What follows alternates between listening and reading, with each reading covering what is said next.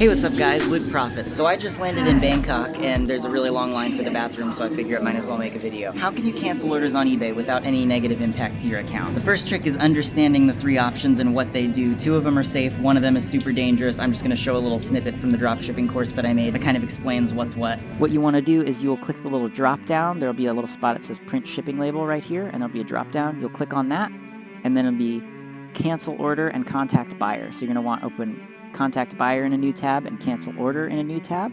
And there are 3 possible reasons that you can select for canceling the order. One is there's a problem with the buyer's shipping address. One is the buyer asked to cancel the order, and the other one is I'm out of stock.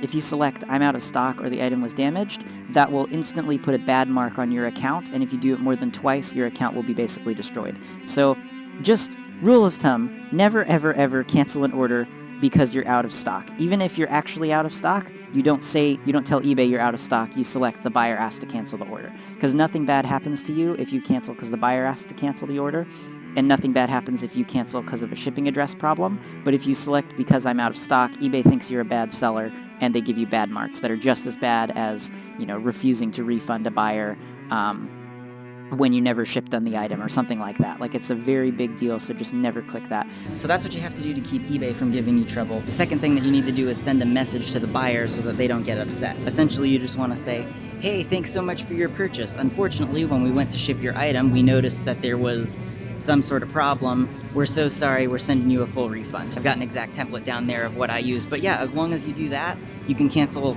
pretty much as many orders as you want and not have any issues. You do want to be careful about how many you cancel. If you're getting like 20 sales a day, then canceling 3, 4, 5 is totally fine. But if you start having to cancel more like half, like if you listed at a bad time and prices are changing, then that can be a real problem. So if you get to that point, you're going to want to set up price tracking. I recommend setting it up initially, but if you get there, you have to set up price tracking.